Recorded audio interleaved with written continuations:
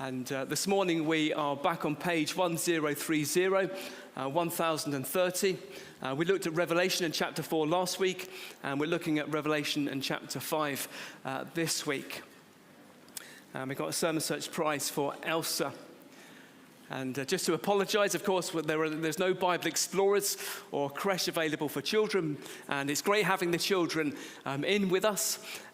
But at any point, if you would like to take your children out, there is the lounge available, and I think the hall is open upstairs for the children to run around.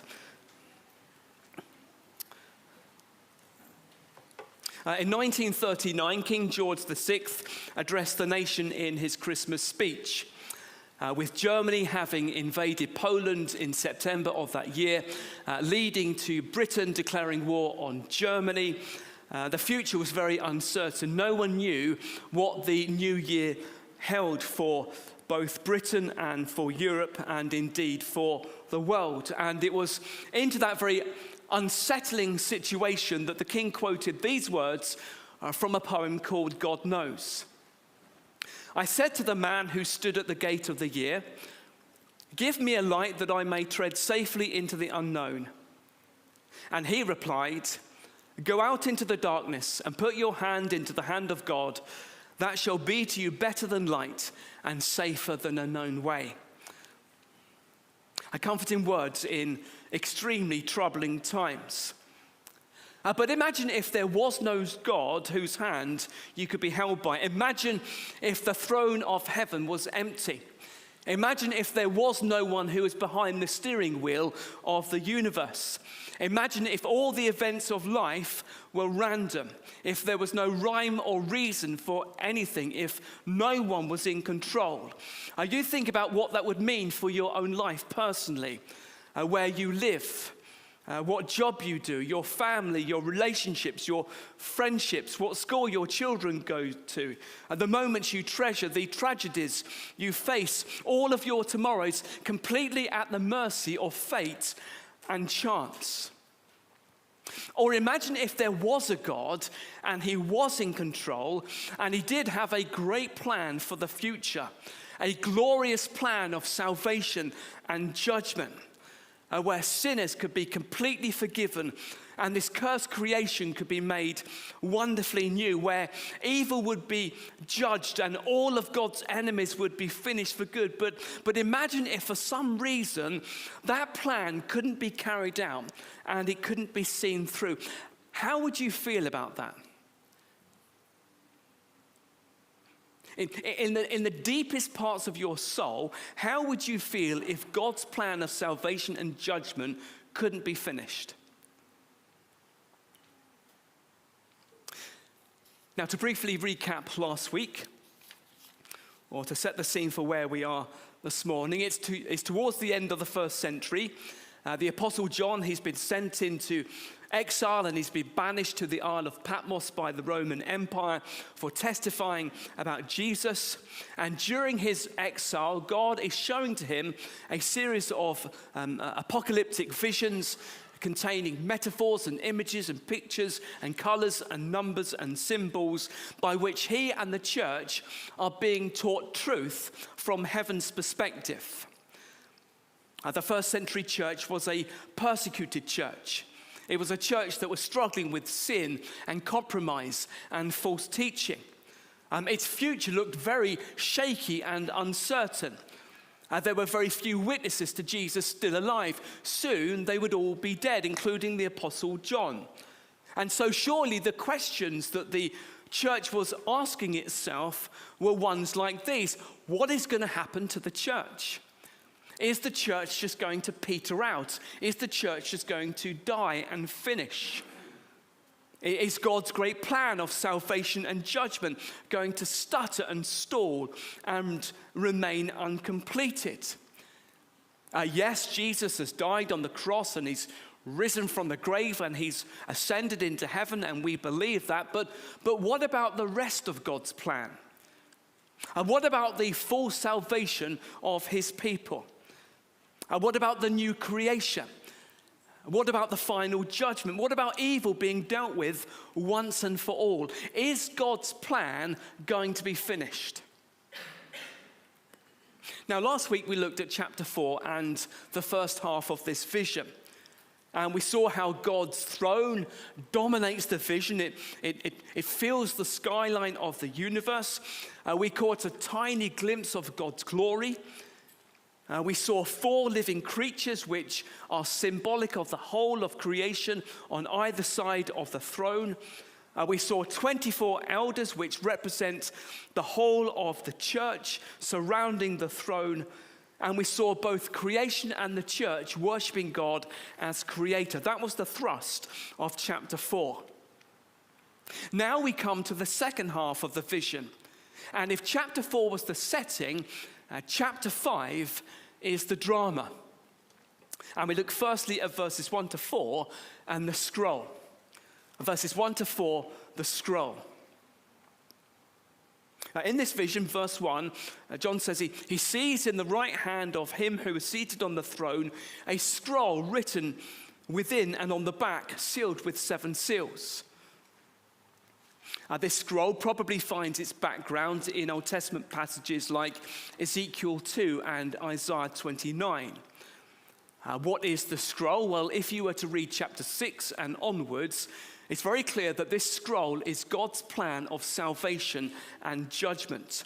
This scroll contains all of God's purposes for the universe. This scroll is God's book of destiny. And in this scroll, it has the glory of God and the full salvation of God's people and the final judgment of God's enemies as its end goal. If you look in chapter 4 and verse 1, you will remember that Jesus had told John that he would show him what would take place in the future. And that's what this scroll is all about. This scroll is talking about the future. It contains those details. You see, it has writing on both the inside and on the outside. It's covered in writing. From back to front, inside and outside, it's full of writing. And this is symbolic of this scroll containing God's complete plan. All the details of God's plan for the future are in this scroll. Nothing is left out. And it's sealed with 7 seals. The number 7 symbolizes perfection and completeness. Important ancient documents were sealed by the author putting wax on the scroll and then putting their stamp of authority and authenticity upon it. And no one was allowed to break the seal and to open the scroll without the author's permission. And here is God's scroll, and it's sealed with 7 seals. And it's been written by him. It's complete. No one is to add anything to it, and no one is to take anything away from it, and no one can open this scroll without God's permission. And John says, verse 2, "And I saw a strong angel proclaiming with a loud voice, 'Who is worthy to open the scroll and break its seals?'" You remember on the Resurrection Sunday, the first day of the week, when Jesus rose from the dead, and how an angel descended from heaven and took the stone away from the entrance to the tomb. And this angel made the guards tremble and kind of fall to the ground as if they were dead. And in Matthew's gospel, Matthew describes the angel simply in terms of just being an angel. But this angel is described as a strong angel. This is a mighty angel. And with a loud shout, this mighty angel, he issues this challenge to the whole of the universe. And this angel shouts out, "Who is worthy to open the scroll and break its seals?" Now, it's important to remember the setting. I go back to chapter 4. To open the scroll and to break its seals, you've got to get past the sea of glass, past the 24 elders, past the four living creatures, through the thunder and lightning, and you've got to actually go and take the scroll from the hand of the one who sits on the throne, who is so holy and so glorious and so radiant that there aren't the words to describe him. And not only that, to break the seals and to open the scroll is not just a description of kind of having a peek inside the scroll. No, that's a description of actually fulfilling all the things in the scroll, bringing to completion God's book of destiny, his plan for the universe. And so unsurprisingly, on hearing this challenge, no one in the universe makes a noise. No one makes a sound. No one steps forward. And no A-list celebrity, no Olympic champion, and no corporate banker, no army general, no prime minister or president, not even the most religious or moral person, no one steps forward. Now, despite this angel's cry reaching the very fringes of heaven and earth, and even the place of the dead, verse 3, no one in the universe is found worthy enough or having the authority to go and take the scroll from the hand of the one seated on the throne and to open it. And for the very first time in the whole history of mankind, humanity finally realizes its place. And look at John's reaction in verse 4. And John begins to weep loudly because no one was found worthy to open the scroll or to look into it. I mean, this is quite a scene in this vision, isn't it? We think of heaven as being this place of unbroken joy and holy happiness where nothing disturbs it. And yet in this symbolic vision, heaven is filled with the sound of huge sobs. John is crying loudly. He's weeping. He's beside himself with tears. If no one is found worthy enough to open this scroll, there will be no full and final salvation. And there will be no new heavens and new earth. There will be no final judgment for Satan and his armies. There will be no day of reckoning for evil. Evil will not be dealt with. There will be no victory or comfort for the persecuted the church. The church will just die out. Heaven will be empty. Hell will be full. And John, in the deepest recesses of his soul, he can't even begin to contemplate a future where that happens. And he just breaks down and he is beside himself. And as I look at John's reaction in verse 4, it makes me ask about what my reaction would be if there truly was found no one worthy enough to open the book of destiny. I mean, there are some things in life that just emotionally have no impact on me. There are other things, maybe less trivial things, and I find myself welling up, whether it's the moving end of a film and the whole music goes and you start to kind of go. Or even I found over the past couple of weeks where you've been watching a British athlete and they're standing on the podium and they've got the gold medal around their neck and they're quite emotional and seeing their emotion and the gold medal and the Union Jack being raised and the British anthem starting and I can start to feel the tears start to come in my eyes and I'm pretending they're not there, but I have to wipe them away. Things like that move me. And yet, what about this? If this morning you found out that God's plan of salvation and judgment couldn't be finished, would it affect you? Would it deeply impact how you felt? Would you respond like this?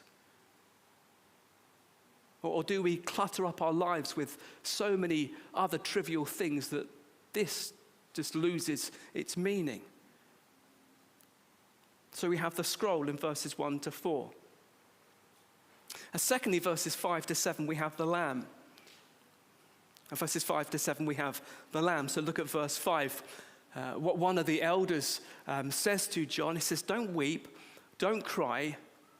Look, the Lion of the tribe of Judah, the Root of David, has conquered so that he can open the scroll and its 7 seals." Now, these two descriptions, the Lion of the tribe of Judah and the Root of David, they're messianic descriptions. They're Old Testament descriptions of the Messiah who would one day come. So the first one goes all the way back to Genesis 49 and verses 9 and 10, and that prophecy that was made of a lion-like king who would come from the family of Judah.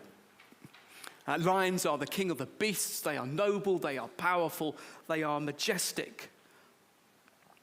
The second, the Root of David, goes back to Isaiah 11 and verse 1, where it prophesies of a branch coming from the root or the stump of Jesse, a branch that would come from David's family, a special descendant of David from his family tree who would have the Spirit of the Lord rest on him in a special way. And yet, of course, here he's described not as a branch but as a root. The root of David. So this one not only comes from David's line, but this one was before David, is the creator of David. So these two descriptions, they're speaking of Jesus, the Messiah. And it's him who is said to have conquered and be able to open the scroll. And verse 6, having been told this, John looks. And instead of seeing a lion, in the center of the throne room, he sees a lamb standing as though it had been slain. The Old Testament background here is of the Passover lamb. You think of the thousands of Passover lambs that were sacrificed on the night of the Passover in Egypt. You think of all the lambs that were sacrificed at the temple in the Old Testament. You think of the lamb that was led to the slaughter in Isaiah 53, a sacrificial lamb. This is symbolic of Jesus still bearing the marks of the cross in his body in heaven. Now, it's important to understand that as John looks at the lamb, he still has the image of a lion in his mind as well. Both metaphors of lion and lamb are in play here. You see, this lamb is not a weak lamb. Have a look at verse 6. This lamb has 7 horns. Horns in the Bible are symbolic of power and strength. And this lamb has 7 horns. He is perfect in power and in strength. He also has 7 eyes, which are symbolic of having a perfect knowledge of everything by the Spirit. So this powerful, majestic, royal lion could have quite easily have crushed his enemies without any difficulty at all, using his awesome power. He could have just leapt at them and just smashed them away. And yet instead, this lion laid down his life like a lamb. This lion defeated his enemies through sacrifice. He gave up his life in love. He won, he triumphed, he conquered through weakness.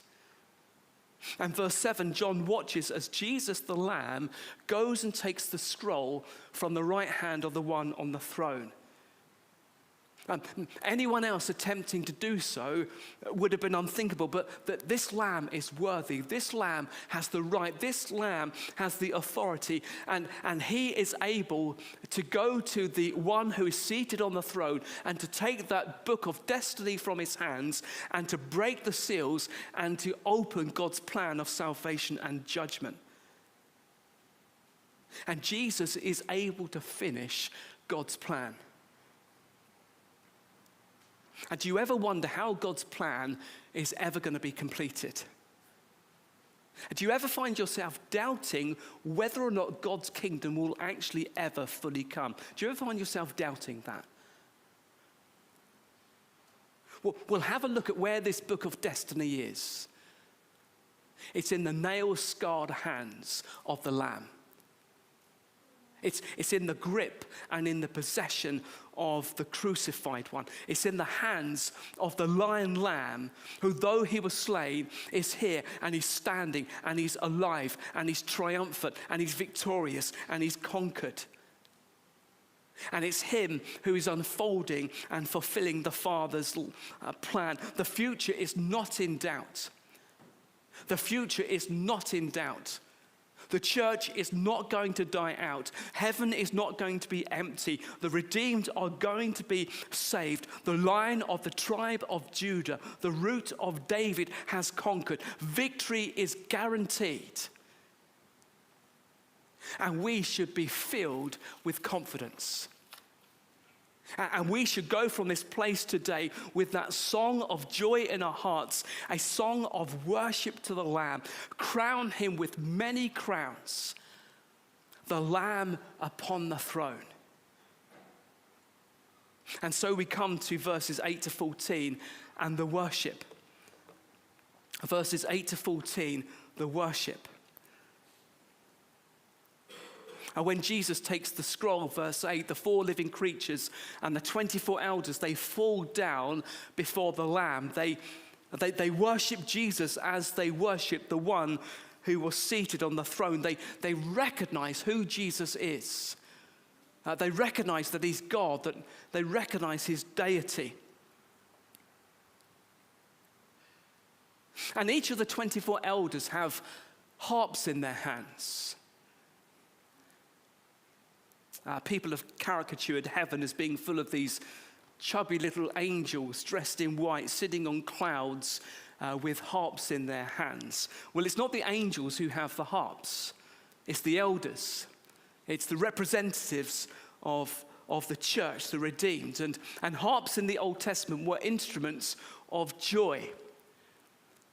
You remember in Psalm 137 how the Israelites, they put away their harps as they sat weeping by the rivers of Babylon. I mean, how could they sing songs of joy when they were far away from home and slaves and captives in a foreign land? But here, the redeemed, they have boundless joy. They have unlimited joy because they have been released from their captivity by the Lamb. And they have in their hands golden bowls full of incense, which are symbolic of the prayers of God's people. A prayer in the Old Testament was often pictured as being like sweet-smelling incense that would rise upwards towards heaven and would be pleasing to the Lord. So you think of what David said in Psalm 141 and verse 2, "Let my prayer be counted as incense before you." You think of the whole kind of sacrificial system. You remember at the temple you had the morning sacrifice of the lamb, and you had the evening sacrifice of the lamb. And what would happen at the evening sacrifice of the lamb was that people would gather at the evening sacrifice of the lamb, and the priest would sacrifice the lamb on the bronze altar out in the courtyard. And after that sacrifice, the priest would then go into the temple, into the holy place, and he would burn incense on the golden altar of incense in the temple. And those people that are gathered at the temple at the time of evening sacrifice, they would be outside praying. You see, they had access to God because of the Lamb. And here we find that we have access to God because of the Lamb.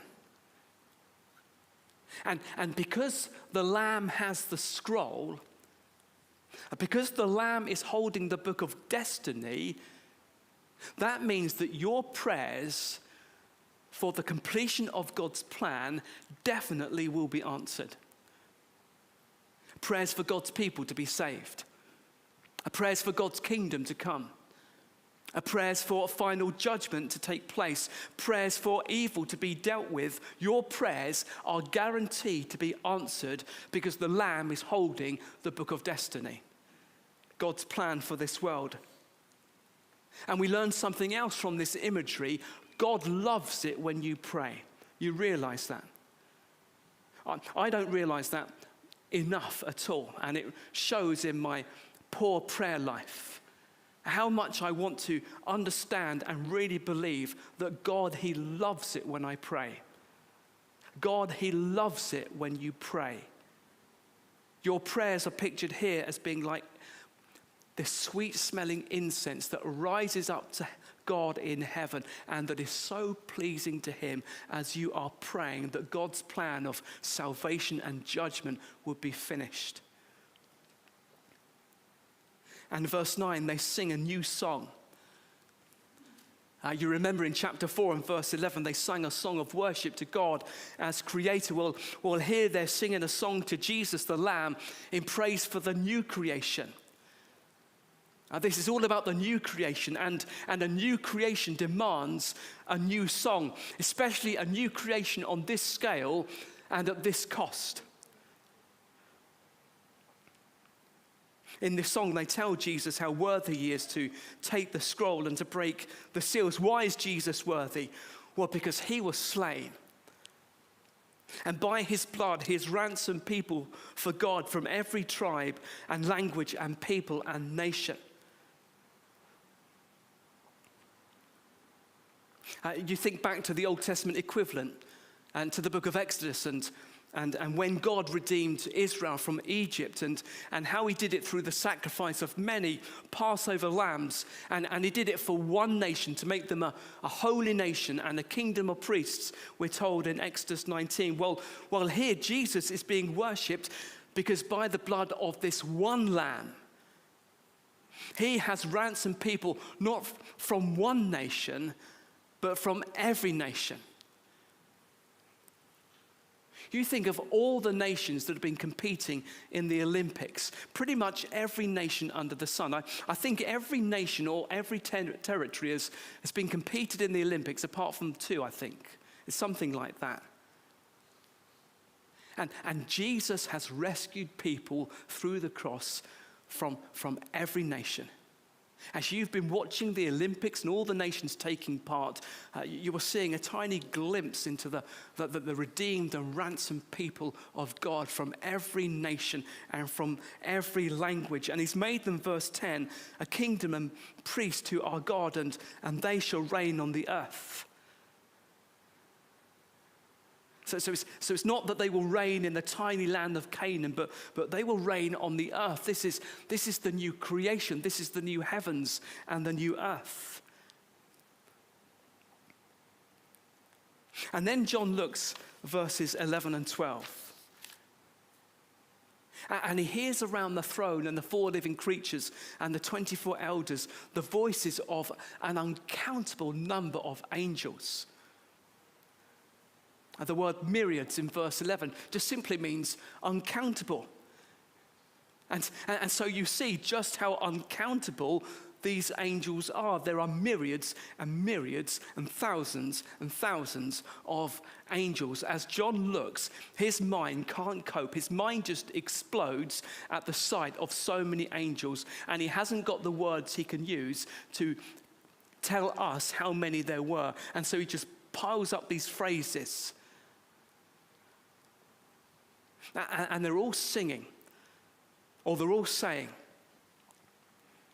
"Worthy is the Lamb who was slain to receive 7 things: complete praise, power and wealth and wisdom and might and honor and glory and blessing."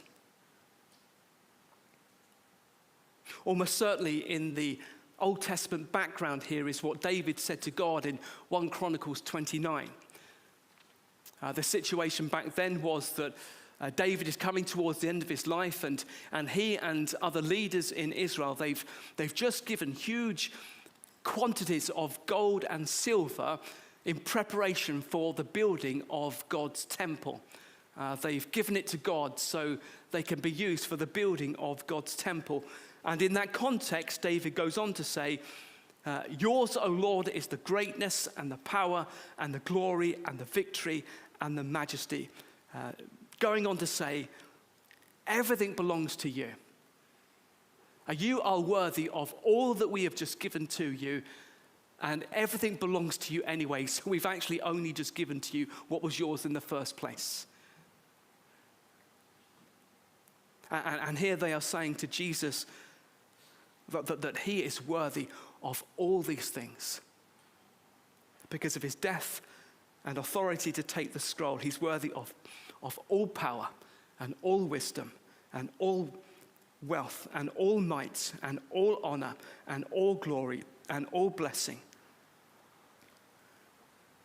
And then in verses 13 and 14, John, he hears every creature in heaven and on the earth and under the earth and in the sea and all that is in them saying, to him who sits on the throne and to the Lamb be blessing and honor and glory and might forever and ever. And the four living creatures said, Amen. And the elders fell down and worshipped.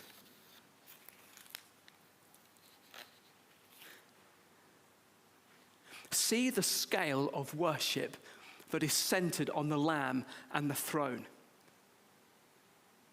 It's like kind of circles that kind of go out from the Lamb and the throne. So you have here the four living creatures on either side of the throne and the Lamb, and they are worshipping the Lamb. And then you go a bit further away from the Lamb and the throne, and you've got the 24 elders, and they are worshipping the Lamb. And then you go a bit further away from the Lamb and the throne, and you've got all the angels, and they are worshipping the Lamb. So many angels, an uncountable number of angels. Angels that stretch as far as the eye can see, and they are all worshipping the Lamb. And then you go out a bit further away from the Lamb and the throne, and you've got the whole of the universe. And all of creation is worshipping the Lamb and the one who sits on the throne. You've got universal worship of the Lamb. There is not one person in the whole of creation who is not bowing down before the Lamb. Everyone is singing praise to the Lamb. And this seems to be a tiny glimpse into the future where even God's enemies are acknowledging and bowing down before Jesus. You see, universal worship of Jesus. Whole creation worship of Jesus.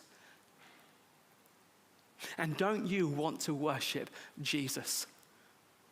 Don't you want to worship the Lamb? And don't you just wish that you could worship Jesus far more than you do? Don't you just wish that you could love Jesus far more than you do? Don't you just wish that you had a far greater and a far deeper appreciation of all that Jesus is and all that Jesus has done and all that Jesus is doing and all that Jesus one day will do? And I know I do. My worship of the Lamb is so pathetic, and it's so small, and it's so lukewarm, and it's so half-hearted, and it's so indifferent at the best of times. And so doesn't it just thrill your heart as you see this scene and you see that one day you are going to worship the Lamb completely? And you are going to be 100% in love with the Lamb. And you are going to be giving him everything you are and everything you have. And doesn't it just thrill your heart to see that one day Jesus is going to be worshipped in the way that he is worthy of? And doesn't it make you pray that God will help you to worship him now? That God will help you to give him the glory now. That God will help you not to give the glory to the trivial things in your life, but that God will help you to put the crown on his head. Crown him with many crowns, the Lamb upon his throne. While heaven's eternal anthem drowns all music but its own. Awake my soul and sing of him who died to be your Savior and your matchless King. through all eternity.